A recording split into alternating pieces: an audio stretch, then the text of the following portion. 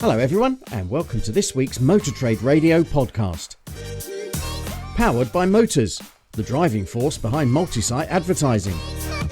With Philip Nothard and Curtis Hutchinson, bringing you all the chatter that matters.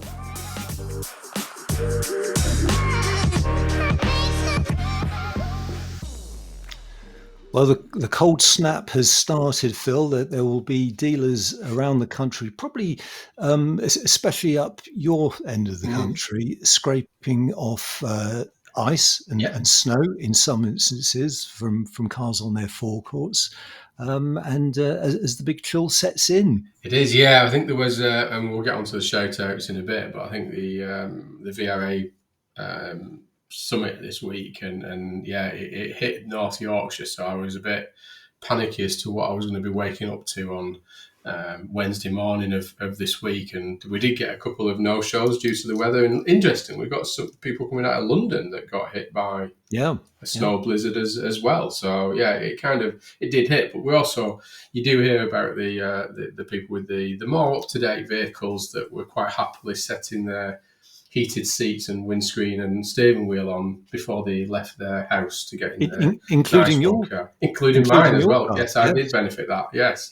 So it's nice and smug for those people that were not scraping off the windows in their new tech cars. But yeah, as you say, very wintry. Getting a bit of that cold snap now. We're definitely into that winter period alongside all the awards and dinners that are taking place as well, quite nicely. It's a busy time for the sector, isn't it? So as we record this, we've just received the winners from the Motor Trader Awards. So they were held on Wednesday night. So I've got a selection of winners here. I mean, it looks like it was a great evening, and it is such a good event. You know, it's Grosvenor House, over 1,000 people usually in the great room there, and some good winners. Which, starting with Dealer Group of the Year, went to Stephen Eagle.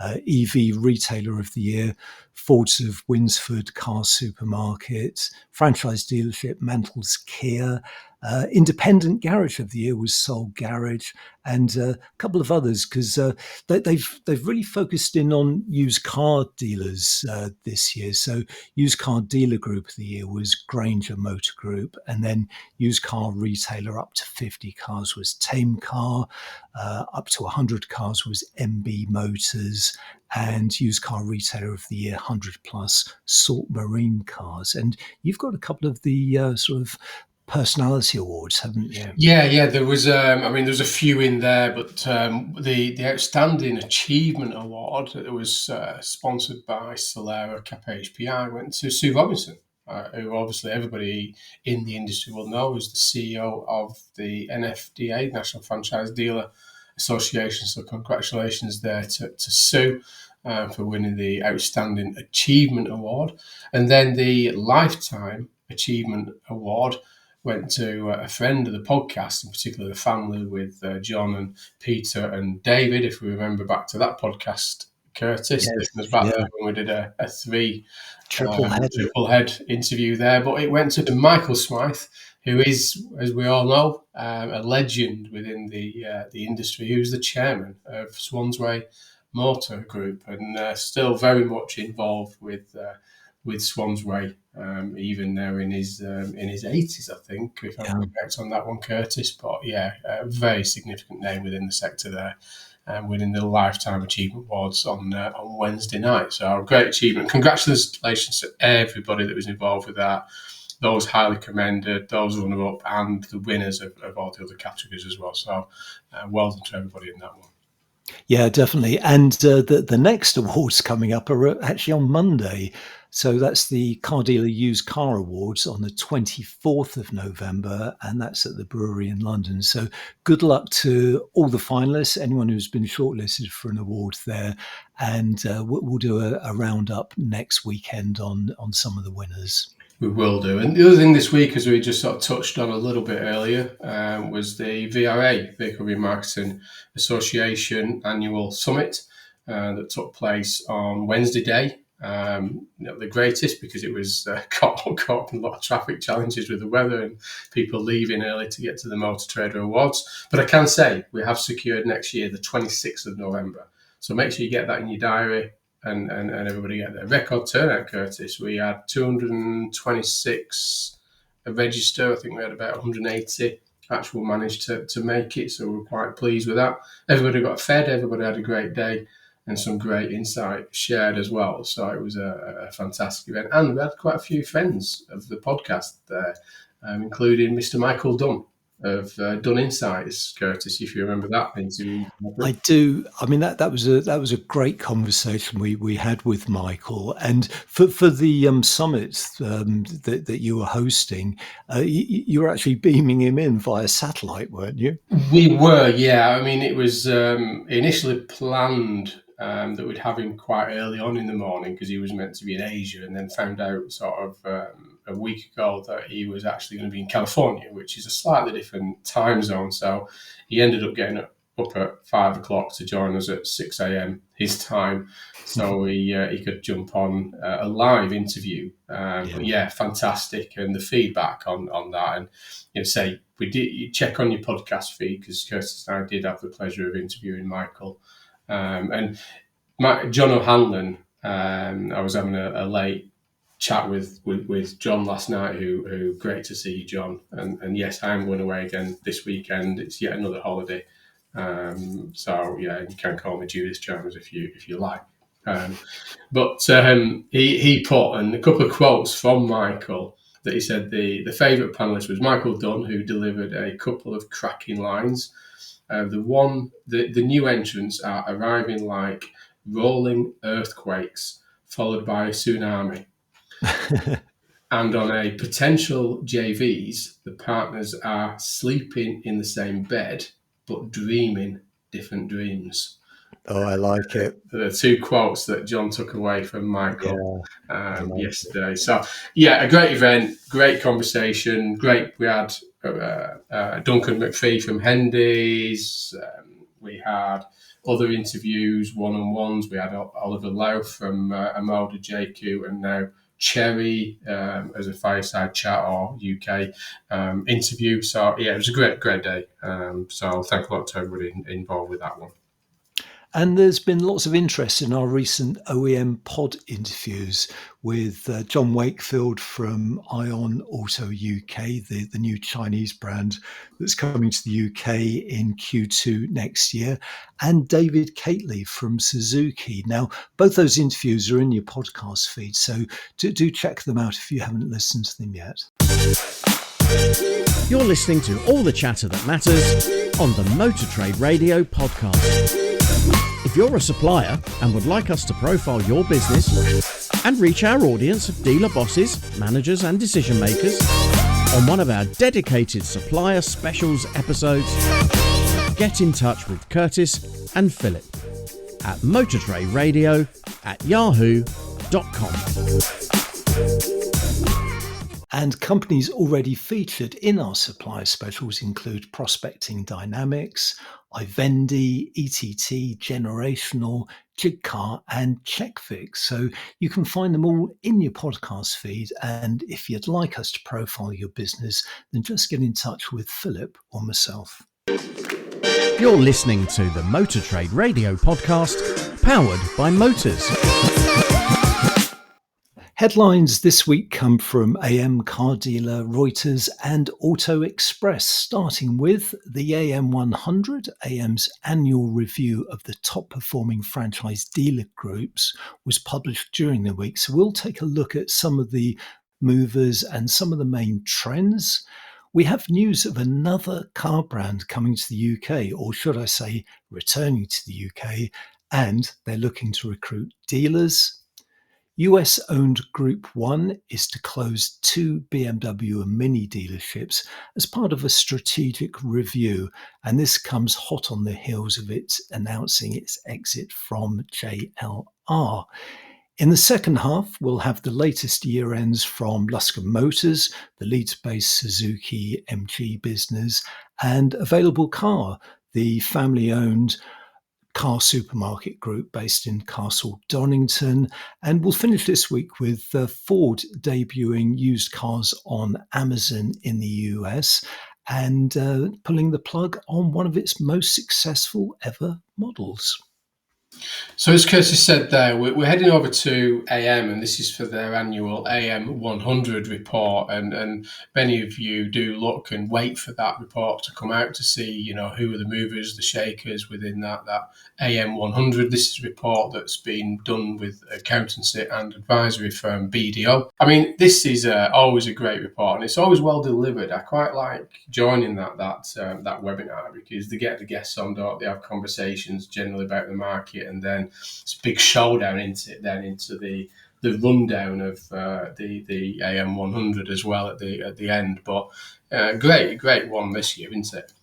Yeah, definitely. And we'll put a link to the reports, the full AM100, in the newsletter that goes out Monday morning. And it's worth taking some time to go through it. I mean, it is extensive. There's something like 80 pages, but it really does break it down into bite-sized chunks. Plus, you get the full listings. And some of the highlights within the story on AM really include things like, despite the generally tough trading conditions of last year, the AM100 found the majority of dealers remained in the black, even if only 11% were able to record a return on sales above 2%. The research also found that a number of loss-making groups has doubled year on year. So there's lots to pick through within the reports. The entry point for the AM100 this year is £157 million, and that's from Riverside Motors Group. So they're rated number 100, and that's actually £9 million more than last year, and that rises to an eye-watering £7.3 billion from number one place Sytner. This year we've had some new entries, quite a few new entries actually. So number 99, Peter Cooper Motor Group, 96 WJ King, 94 Ocean Automotive, at number 92 Acorn Motor Group, 91 St Leonard's Motors, and number 90 Starting Group. So certainly within the sort of lower reaches of the AM100, there's a lot of activity there from new groups. But I think that, if you look at the top 20, very little change in terms of that top 10, apart from a new entrant there at number 10. But Sytner maintaining number one position, followed by Lithia maintaining the second position. Then it goes into Arnold Clark's, Virtue Motors, Global Auto Holdings, which obviously acquired the Lookers business. Then you've got Group 1 there in sixth position, followed by Marshall Motor Group, then Trust Ford, followed by Greenhouse there holding ninth position. But in at number 10, AW Holdings UK, which is AW Rostamani, which are the business that Brayley's, and then recently bought the Johnson's car business, which has taken them from 36th position straight in at number 10 there. Yeah, so as you say, not much movement in the top 10, but when you look at the groups in the 10 to 20 section, there's quite a bit of jostling going on, and a fair bit of movement. So number 11, we've got PSA Retail Group. Number 12, Motus UK, which includes Pentagon Group. Number 13, Stoneacre Motor Group. Number 14, Listers. Number 15, JCT 600. Number 16, Hendy Group. Number 17, Stephen Eagle. Number 18, Parks Motor Group. Number 19, John Clark Motor Group. And rounding it off at number 20, RRG Group and Norton Way Motors. And as I say, a fair bit of movement in that lower section of the top 20. Yeah, so congratulations to everybody involved with that, and obviously the ones that have actually moved up quite a few places as well. Now we're heading over to car dealer, and as Curtis said there in the start of the show, Mitsubishi Motors to introduce new vehicles in the UK next year. So this is that we'll come back to the UK in 2026, and that's obviously this is through International Motors. Made the announcement this week, but it's how many vehicles they're bringing in and what they'll be is still kind of a little bit unknown as yet. But this is an interesting one, this one. I mean, we talked earlier about Luscombe's winning the award down at the Motor Trader, but they've used to, Mitsubishi was one of their prime, that it was their franchise alongside Suzuki there, but they are still in Mitsubishi used operate aftermarket service centre. So is this a case of brushing off the old signs and getting them back on top of the showrooms again, or have they been replaced by the MGs and BYDs and JQs and Moda of the world? I don't know. This is the thing, isn't it? It's not like a new brand coming to the UK for the first time. This is an established brand being reintroduced, and it exited the UK in 2020. And when Mitsubishi announced it would no longer be bringing cars to Europe as it struggled to meet some of the emissions rules, and I do remember that this did come as a shock to the distributor at the time, UK Colt Car Company, and its dealers, and so it did exit from the new car market. But a year later, International Motors, IM Group, took on the after-sales business. So there are a number of after-sales outlets across the UK serving that Mitsubishi car park. But they've got a huge challenge on their plate here, reintroducing the brand into the UK, because the market has changed so dramatically since 2020. There are so many new names here. So they're going to have some really compelling products, and they're going to have to sign up some dealers pretty quickly. And, as we report on a weekly basis, it's hugely competitive out there with these new brands coming to the UK. Oh, it is, and it's interesting. It was a conversation with Michael Dunn at the VRA event that the UK now is still a 2 to 2.1 million new car market, give or take 100,000 units. Back in 2019, we had 41 brands represented here in the UK. As of the minute, and it changes pretty quickly at the minute, but as of today, it's 71. So there's 30 more brands represented in a 2 million new car market, and growing. And as you say, they're up against it. There's no, it's indicated in the story that saying it's latest advancements in innovation and four-wheel drive technologies hinting at SUVs. So it looks like from what they're saying, it's coming back into the SUV market, obviously, which is what they were predominantly known for initially. But again, it's going to be a challenge, isn't it? Because as you say there, we've got Ion from our latest interview there with John Wakefield, coming into, he's already getting dealers on board, entering the market in Q2 of next year.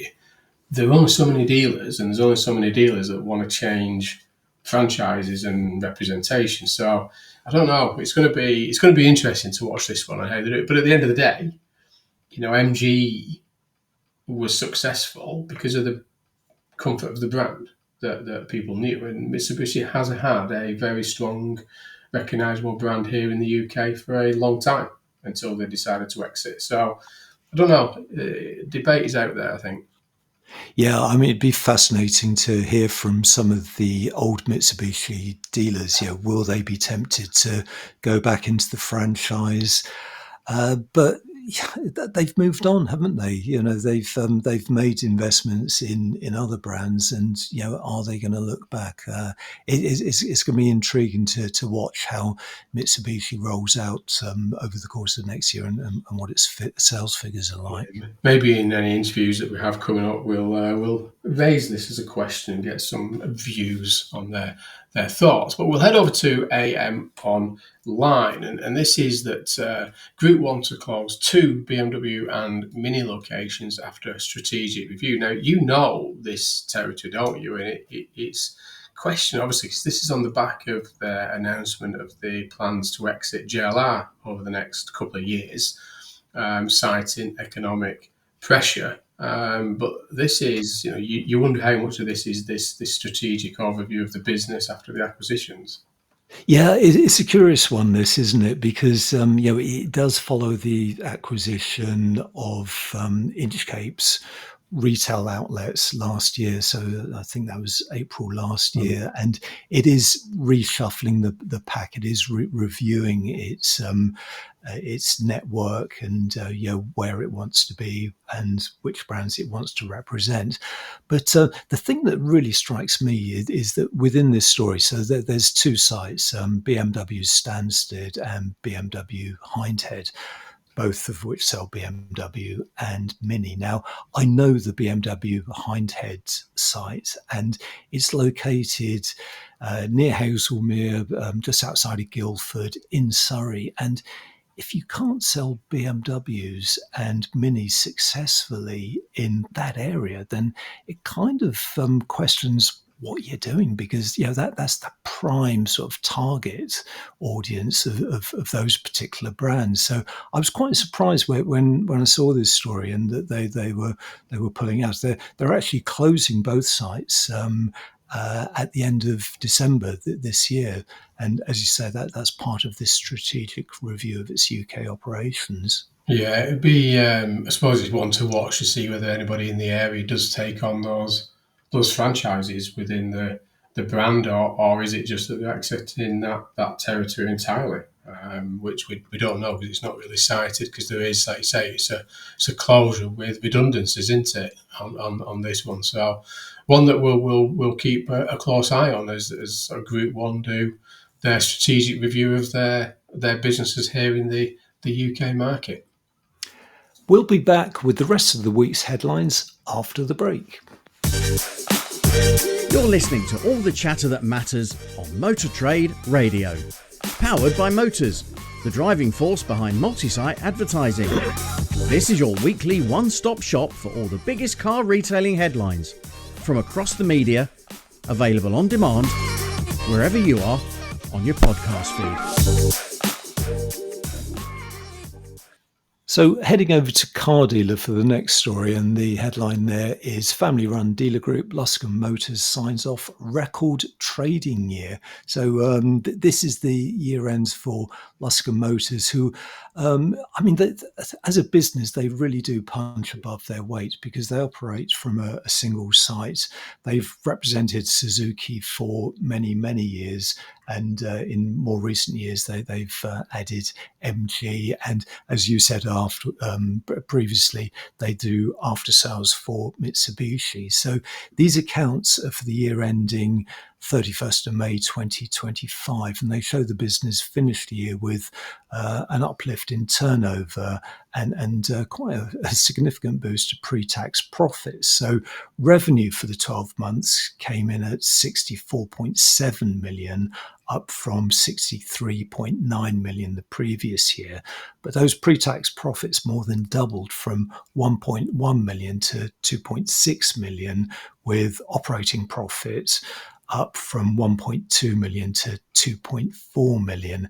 And it's also worth looking at return on sales because return on sales before interest and tax actually increased from 1.9% in 2024 to 3.7% this year due to increased retail and fleet sales, specifically on the MG side of the business. So what a great set of accounts here from Luscombe Motors. It is. I mean, it's a great one. We spoke to both Robin and Sam over the years on the podcast, and they run a very, very tight business there, and very very good operators. And there is a nice quote in the story from Robin Luscombe, who incidentally did win the Car Dealers Lifetime Achievement Award back in 2022.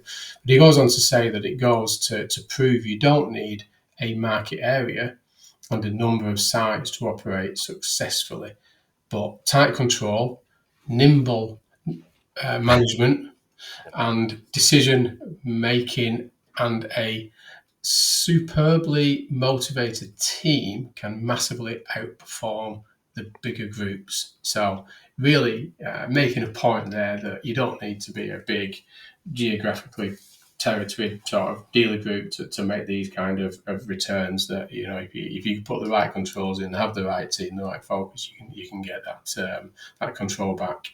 Yeah, and Robin goes on to say that the rest of the year, since these results closed, is tracking positively, and he says tracking in the same region, and he does actually hint that he'll be adding another franchise on the same site in Q1. So Oh, we're not going Mitsubishi, is it? to yeah, who knows? You have to tell us, Robin, Sam. We'll see. But I think good luck to these guys, and we'll try and get Robin or Sam back on the podcast in 2026 at some point, because it's always great value and listen to how they run their business. But we're going to stick with Car Dealer and heading over to another family ran business, that Available Car, ready for the long term after announcing rising profits. And this is for their annual accounts for 2024, and saying that the documents revealed a pre-tax profit in shortened financial year, and that the bosses toast positive year for the company. So this is the Available Car is ready for the, as I said there, the long term after a challenging year, saying that the verdict of the bosses is that who have revealed improved profits of the company's latest set of financial accounts. And this is that they made a pre-tax profit of 527,000 in its 2024 financial year.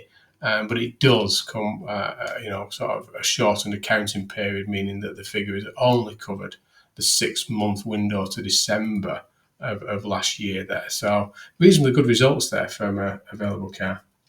Yeah, and it does actually reveal the sales in terms of units. So retail sales improved over this period by 1,442 units at the two sites. So that's across Castle Donington and Sutton in Ashfield. And Graham Bell, co-founder of Available Car, says during the past 12 months, we have made operational changes to ensure the long-term future of organisation is secure. And he goes on to say, despite a challenging few years, Available Car is ready for the long term, and the company is confident the management team will be able to achieve our long-term strategy. And he signs off with 2024 has been a positive year for the company, achieving profit in both the first and second halves of the year. So well placed there for 2025. Definitely. And finally, we're going to head over to Reuters and a little bit here in Auto Express, but this is in Reuters. So Ford to sell used vehicles on Amazon. And obviously this is joining the Hyundai proposition that they are doing. Now, this is in selected areas there over in the US. Is their initial plan with this, but sort of indicates their intention of where they're looking at heading. Yeah, it's a pilot, and initially it will see vehicles being sold through Ford dealerships in Los Angeles, Seattle, and Dallas.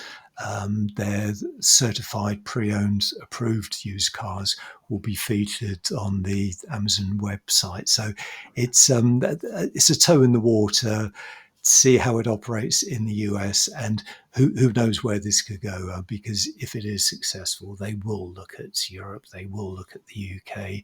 And as you say, it does follow on from Hyundai, who earlier this year started putting new cars on the Amazon platform in the US, again, sort of testing the market in the US. And it's of interest because it just shows what manufacturers are looking at, how they're looking at using platforms like Amazon. Yeah, and it is. I mean, there's a paragraph in here that talks about obviously automakers have obviously been trying to provide a smoother online focused shopping experience for those wary of spending hours in dealerships, saying that Tesla sells electric vehicles direct to consumers online, while Ford and General Motors are bound by US state laws to sell through franchise dealers, which is an interesting point there. But the CEO of Ford, which is Jim Farley, which many people would have heard of, has said that Tesla's direct sales model affords a significant cost advantage, and that under his leadership, Ford has expanded online availability for consumers, especially on electric models. So kind of indicating their intentions there, but at the same time showing some of those challenges in the US through the legal side of what they can and can't do over there. So it'll be interesting to see what one, if they do start to roll it outside of the US and how successful it is. But could be one to watch, this one, Curtis.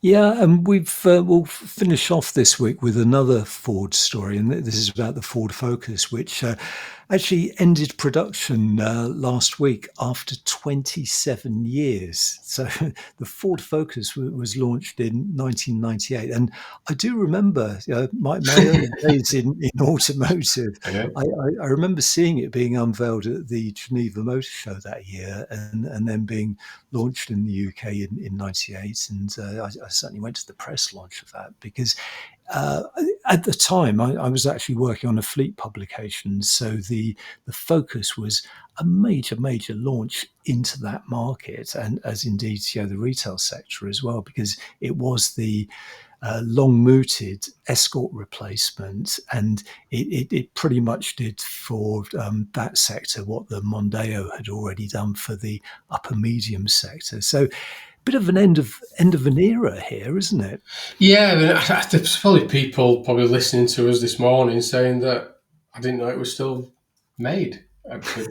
Possibly, you don't, as you and I were talking before the show, it was synonymous alongside the Fiesta. It was that car that you would see, and before that, the Mondeo, and you just don't see it anymore. And probably showing our age a little bit. That there's probably people listening to the podcast that's probably never, I can't remember some of these models that we're talking about, but yeah, it's sad, but it is time that has changed. And as it says in here, that the Ford Focus has been a fixture on UK roads since its introduction back in 1998. It follows the Mondeo and Fiesta into the history books.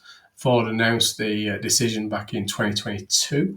The same year the Mondeo was axed in Britain, before the Ford Fiesta was laid to rest in 2023, and that the long-serving trio has been called as cold as Ford continues to focus its attention on launching electric cars in Europe, such as obviously the Explorer SUV and the Capri Coupe SUV. So yeah, it's sad, but you can see it in their market share as well, can't you, as to what's happening.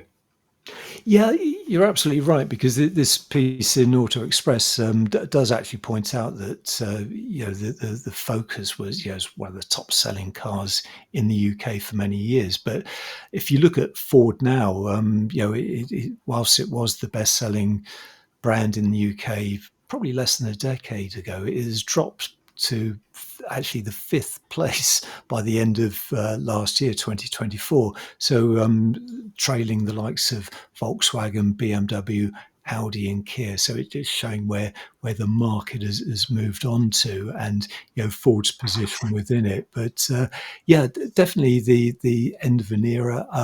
I think personally that we will see the Focus name reappear at some stage yes, in the near future, and we'll also see the Fiesta and possibly the Mondeo. But I think there's enough equity in those brand names for Ford to pull them off the shelf when it's required. I'd agree there. We've got the Capri and others, haven't we? So why wouldn't you do that at the right time under the right vehicle? Because it's recognisable, isn't it? And people feel comfort with that. So hopefully we've managed to cover a lot of the headlines this week, and obviously the shout outs there with the AM100 and the winners of the Motor Trader Awards there, and good luck to everybody on Monday evening down at the brewery down in London for the Car Dealer Awards there on the 24th of November. So good luck to everybody who's been nominated, shortlisters, and the winners of the evening on Monday night.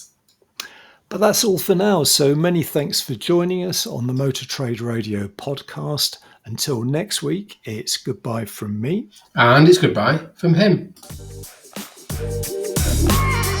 Thank you for listening to the Motor Trade Radio podcast, powered by Motors, the driving force behind multi-site advertising. We'll be sharing all the URLs from this week's headlines on Monday morning. To make sure you receive them, just subscribe to the free newsletter on our LinkedIn page. Just search Motor Trade Radio Podcast.